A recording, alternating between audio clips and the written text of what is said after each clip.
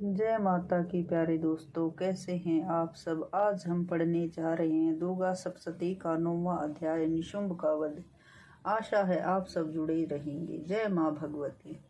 राजा ने कहा, भगवान आपने रक्त बीज के वध से संबंधित देवी के चरित्र का अद्भुत महात्म मुझे सुनाया। अब रक्त बीज के मारे जाने पर क्रोध में भरे शुंभ और निशुंभ ने जो कर्म किया उसे मैं सुनना चाहता हूँ। ऋषि कहते हैं, राजन, रक्तबीज तथा अन्य दैत्य के मारे जाने पर शुंभ और निशुंभ के क्रोध की सीमा न रही।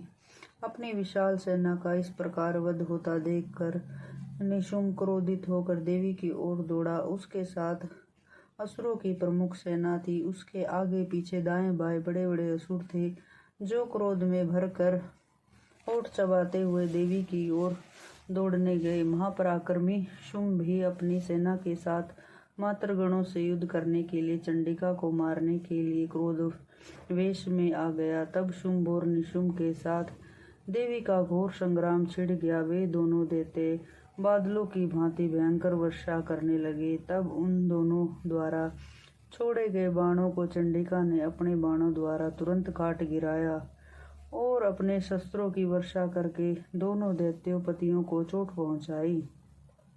तब निशुंभ ने तेज धार वाली तलवार तथा चमकती हुई ढाल लेकर देवी के वाहन सी के मस्तक पर गहरा प्रहार किया। अपने वाहन को चोट पहुंचते देखकर देवी ने तुरंत ही शुप्र नामक बाण से निशुंभ की तलवार काट डाली और 8 चंद जड़ी हुई सुंदर ढाल के टुकड़े टुकड़े कर दिए। ढाल और तलवार कट जाने पर उस असुर ने शक्ति चलाई, किंतु सामने आते ही देवी ने चक्र से उसके भी टुकड़े कर दिए। अब निशुंभ क्रोध में भर उठा और उसने देवी को मारने के लिए शूल उठाया, किंतु देवी के समीप आने पर उसे भी मुक्के से चूर्ण कर दिया। तब उसने गदा घुमाकर देवी के ऊपर चलाई, परंतु वह भी देवी के त्रिशूल से टकरा कर नष्ट हो गई। इसके बाद फरसा हाथ में लेकर निशुंभ को आते देख देवी ने बाणों से घायल करके उसे पृथ्वी पर सुला दिया। अत्यंत पराक्रमी अपने भाई निशुंभ के धराशायी हो जाने पर शुंभ के क्रोध की सीमा न रही। उसने रथ पर सवार होकर श्रेष्ठ आयुधों से शोभित अपनी 8 भुजाओं से सारे आकाश को ढककर अंबिका को मारने के लिए आगे बढ़ा। उसे आते देख देवी ने शंख बजाया और अपने धनुष की प्रत्यंचा का घोर शब्द किया। फिर समस्त दैत्यों के तेज को नष्ट करने वाले अपने घंटे के शब्द से सभी दिशाओं को व्याप्त कर दिया। फिर सी ने भी बड़े बड़े गजराजों के मध्य को चूर करने वाली अपनी दहाड़ों से पृथ्वी, आकाश तथा 10 दिशाओं को गुंजा दिया।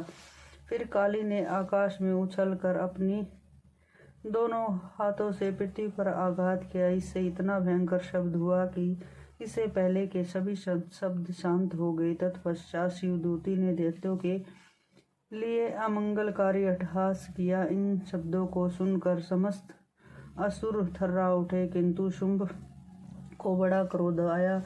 उस समय देवी ने उस शुंभ को लक्ष्य करके कहा, अरे दुरात्मा, ठहर ठहर। तब आकाश में स्थिर देवता जय जयकार करने लगे।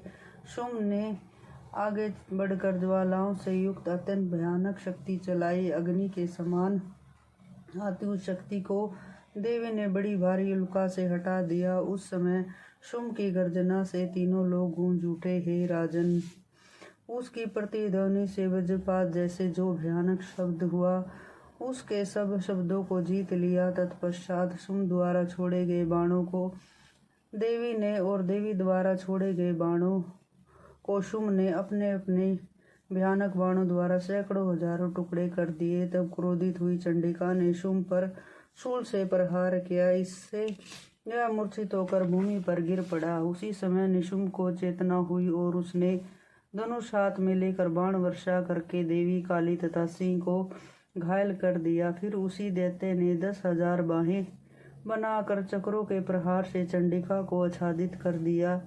तब दुर्गम पीड़ा का नाश करने वाली भगवती दुर्गा ने कुपित होकर अपने बाणों द्वारा उन बाणों तथा चक्रों को काट दिया। तब निशुंभ हाथ में गदा लेकर अत्यंत वेग से दौड़ा।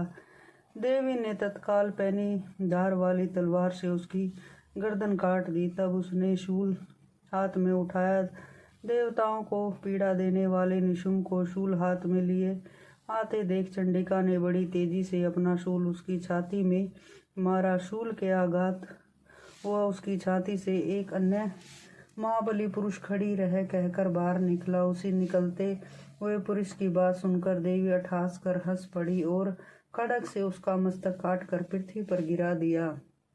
तत्पश्चात सिंह अपनी दाढ़ों से दैत्यों की गर्दनें कुचल कर खाने लगा। उधर काली और शिवदूती ने भी अनेक दैत्यों को आभक्षण किया।